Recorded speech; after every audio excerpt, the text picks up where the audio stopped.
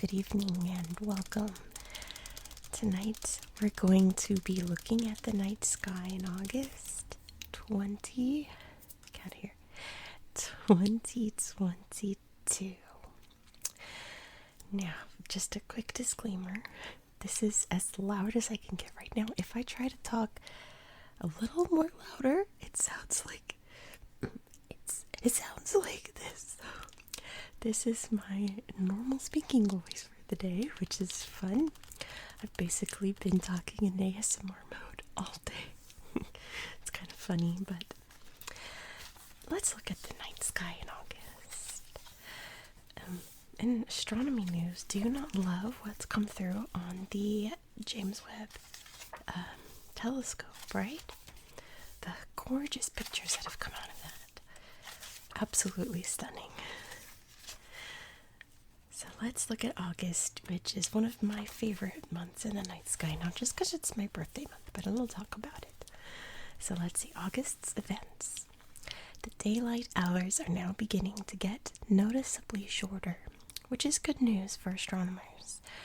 Though summer is starting to wind down, there's still plenty of seasonal treats to enjoy. The most anticipated meteor shower of the year, the Perseids, takes center stage this month. It's the best. The shower can produce upwards to 120 meteors per hour on the peak night, which falls on August 12th to 13th. It's the perfect time of year to enjoy it, as the nights are warmer and the skies tend to be clearer. The only downside to the shower this year is that the full moon falls during the peak. That's so lame. So only the brightest meteors will be visible. Fortunately, the Perseids rarely disappoint and can produce some stunning fireballs. Here they go. Pew, pew, pew, pew, pew. Shooting everywhere. It's so fun to watch. The moon this month.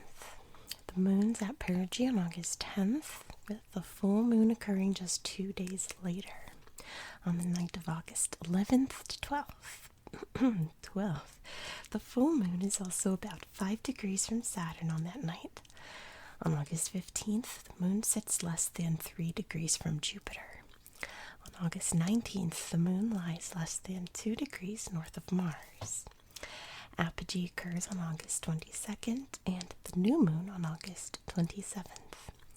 Finally, the moon will be barely a sliver on August 25th, illuminated just 3.5%, but it will be about 6 degrees above a brightly shining Venus near the horizon, just before sunrise. If you're up for a challenge, look for Mercury 5 degrees below a thin crescent moon after sunset on August 29th. Let's take a look at the night sky, starting with the southern sky this month, if you're in the southern hemisphere. Let's see what we've got. The superstar constellations of the southern sky, Sagittarius the Archer and Scorpius the Scorpion, are still well placed to be enjoyed.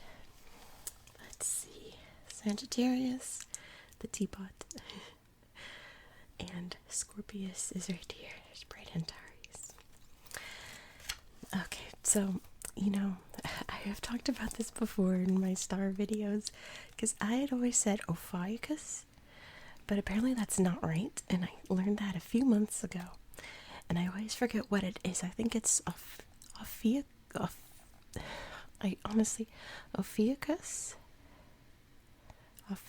Ophiuchus? Anyway, Ophiuchus, the serpent bear, still sits above Scorpio, so it is in a good place to observe the globular cluster Messier 10. You can spot Messier 10 almost at Ophiuchus's center. Let's see then. Here it is. This big guy, and there's Messier 10 right in the middle. One of the great things about the summer is that the observers can enjoy the richness of the Milky Way from the north all the way to the south. About the summer, well, in the southern sky it's winter. I don't even know. all the way to the south. A pair of binoculars reveals a massive stars from Cassiopeia, Cygnus the Swan, Aquila the Eagle, and Scutum the Shield, right through to Sagittarius. Whether you're on a dock at a cottage, outside your tent, or even in a city park, there's just so much to enjoy. So let's see. We've got to find the massive stars there. Okay, you can see the Milky Way. But we're looking for Cassiopeia, which is Cassiopeia's way up here. Going down to Cygnus, the big old swan. Then to Aquila, which is nearby. Everything's backwards. There's Aquila. There's the eagle. And then Scutum the Shield. So a little star field there. Let's see, you can still find Saturn and Capricornus the sea goat. Though you can make out a pancake-like shape through binoculars, the best view of our solar system's most famous ringed planet is through telescopes, big or small. Jupiter rises just after 10 o'clock p.m. local time in the east. If you're willing to stay up late, Mars begins to grace the night sky, rising in the east after midnight. Let's see. Capricornus. Oh, look, there's Saturn. Well, that's cool. I've never even noticed the planets around here. That's fun. And lastly, the constellation of Scutum can be found just above Sagittarius, and near its tip is the wild duck cluster, Messier 11. This open cluster of stars is located roughly 6,200 light years from Earth and is one of the most densely populated open clusters known, containing approximately 2,900 stars. Let's see, wild duck cluster, just above Sagittarius by Scutum, the wild duck cluster. And this is Messier 10. That's in the place I can't pronounce. But that's gorgeous, isn't it? Alright, let's see the northern sky.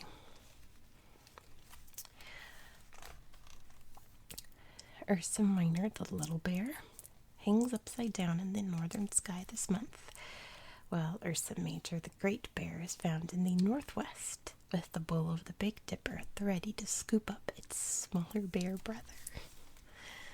Let's find the bears. There's Ursa Minor and Ursa Major, a huge bear. There's the Big Dipper. Draco the dragon is also high in the north, winding its way between the two bears toward the mighty Hercules. Oh, watch out, Hercules. Here comes Draco. Up to Hercules. The W of Cassiopeia sits in the northeast, and its right-hand downward point can guide you to the Andromeda Galaxy. It is truly an amazing galaxy to enjoy during the summer. This beautiful spiral is 2.4 million light years from Earth and has a diameter of 200,000 light years. It is on a collision course with the Milky Way, but there's no need to panic. This event won't happen for another 4.5 billion years. Let's find Cassiopeia in this sky. She's right here. Boom, boom, boom, boom. And there's the Andromeda Galaxy, which if you've never looked up and seen it, it's quite remarkable. And there's a really cool picture of Cassiopeia right here. Boom, boom, boom, boom. That's really pretty. Cepheus is now high in the northeast. This is also a great time to find Mu Cephei, or the garnet star, so named for its deep reddish color. It is a variable star that fluctuates in brightness over time. In the sky chart for this month, Mu Cephei is the star under the Mu symbol on here. Look for a ruddy star through binoculars starting at Alderaan to get your bearings. Let's see, Cepheus, the little house, there he is. And then the Mu Cephei, the garnet star. It's right there. And it says look for Alderaan. You'll find Mu Cephei. Pegasus is now clear in the east, marked by its great square, and Delphinus the dolphin lies between Pegasus and Aquila the eagle. There's big old Pegasus. Isn't that the coolest constellation? Gorgeous Pegasus. And then there's the great square of Pegasus. Then we need Delphinus lies between Pegasus and Aquila. Let's see. Well, there's Cygnus, so there's Aquila. And there's Delphinus. Oh, a little dolphin. Let's see. Perseus is now rising in the northeast with the brightest star Myrfak, which means the double cluster NGC 869 and NGC 884 is rising along with it. These two clusters are a favorite for summertime star parties. Let's find Perseus. Where is he? He's always by Cassiopeia. Perseus. He's coming up.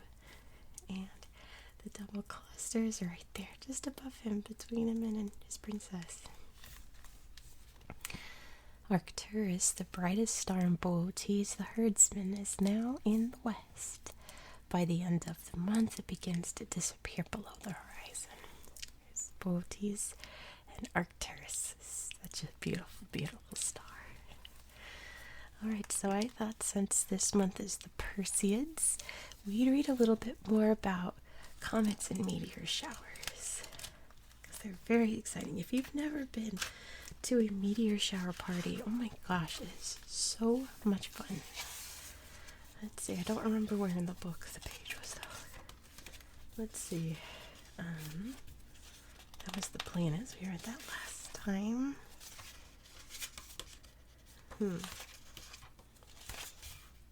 Nope, okay, it's over here then. Let's see. Oh, it's right here. Comets and meteors. Look, there's Neowise. Did anyone get to see Neowise in 2020? Because I did not. I didn't even get to see Hale-Bopp when it was around. I mean, I saw it, but I could barely see it. I didn't have any binoculars. But anyway, let's read about comets first, and then we'll read about meteors. Comets are icy balls of debris, specifically dust and ice, left over from the formation of our solar system. They are sometimes referred to as dirty snowballs, and can be stunning objects to see in the night sky when hails of dust and ionized gas fan out behind their course. While we know of many comets, predicting the appearance of a bright one is all but impossible. Comets tend to fall apart before becoming too bright. The sun's gravity and heat are strong, and comets themselves are very delicate visitors from the outer solar system or beyond. Many comets literally crumble under the pressure as they dive in toward the sun and the inner solar system where our planet resides. Bright comets can be marvelous. On August 17th, 2014, Comet Lovejoy, which is C 2014 Q2, was spotted as it came toward the inner solar system. This comet produced a spectacular tail as it neared the sun. Tails occur when ice sublimates, turning directly from a solid into a gas. There have been other wonderful naked-eye comets that have graced our night sky, including Comet Hyakutake, C 1996 B2, Hale-Bopp, C 1995-01, and Comet Neowise, C 2020 F3. Each comet has the year of its discovery and its official name, so Neowise was found in 2020, Hyakutake in 1996, and so on. Many Northern Hemisphere observers were treated to a special show when Comet Neowise appeared in the skies in 2020. It was one of the brightest comets to appear in a generation. Even city dwellers could spot it through light pollution. Periodic comets, or ones that we can predict, are given the designation P, while those that appear unexpectedly are given the designation C. So, periodic P I get, but C is... what does C stand for? I think maybe it just stands for comet. For example, Halley's Comet, or 1P Halley, appears roughly every 76 years, a clear P. The last time it passed was 1986. The next time will be in 2061. In general, C comets are brighter than P comets because P comets have sublimated their material into space from repeated trips by the sun. I have some chamomile tea here. Hold on. It's still kind of hot. Oh, I'm going to burn my tongue. Don't you hate this feeling when you take your first sip of tea and you just know, that it's all over for your tongue? Oh, it was hot. My tongue's burnt. Oh my gosh, but my throat. Wow. My throat's so much better now. Good old chamomile tea. Okay. A meteor. Oh, there it goes. A meteor, from the Greek meteoros, meaning high in the air, is the light, heat, and occasionally sound phenomena produced when a meteoroid, or small debris left in space from comets or asteroids or space rocks, collides with molecules in Earth's upper atmosphere. We also call meteors shooting stars. Look at this great photo. That's the Geminids, it says. Wow. When a meteoroid enters Earth's atmosphere, the surface of the object is heated. Then, at a height typically between 119.8 and 79.9 kilometers, the meteoroid begins to ablate or lose mass. Meteoroid ablation usually happens through vaporization, although some melting and breaking apart can also occur. Meteoroids are usually the size of a small pebble. Isn't that crazy? But they range in size considerably. Some can be as small as the size of a tip of a ballpoint pen, while more unusually they can be several meters or kilometers across. If a meteoroid is large enough that it doesn't burn up entirely and reaches the ground, it's called a meteorite. And we have recorded instances of meteorites causing damage on Earth. That's very true. Isn't that interesting, the difference between a meteor, a meteoroid, and a meteorite? All the different forms. NASA keeps a sharp eye out for threatening objects in space, and so far has found nothing of concern. Has anyone watched Don't Look Up? That was a crazy movie. We know a big meteorite strike could happen eventually, though. Just ask the dinosaurs, which were likely wiped out by a meteorite at least 11 kilometers across about 66 million years ago. Thankfully, such events are quite rare, happening every few million years on average. Meteoroids can be divided into two groups, stream and sporadic meteorites. Stream meteoroids have orbits around the sun that often can be linked to a parent object, in most cases a comet, but it can sometimes be an asteroid. When Earth travels within the orbit of a stream, we get a meteor shower. Because all the objects, or meteoroids, move in the same direction, they all seem to come from one point in the sky called the radiant. The constellation containing the radiant, or in some cases a nearby star, is what gives a meteor its name, such as the Perseids or Geminids, the two most active meteor showers. And sporadic meteors just occur in random parts of the sky with no radiant, which I feel like I have better luck just seeing random meteors than at actual meteor showers. Sometimes. The Perseids, I always spot a bunch. The Perseids are the best meteor showers. But yeah, it's usually in like the winter time I'll just see a sporadic meteoroid, right? Meteoroid is the debris. If it lands on the ground, it's a meteorite. Anyway, gotta update my vocabulary. Anyway, that's gonna be it for tonight. As you can hear, I need to rest my voice a little bit more, and hopefully by the time I come back next week, my voice will be perfect.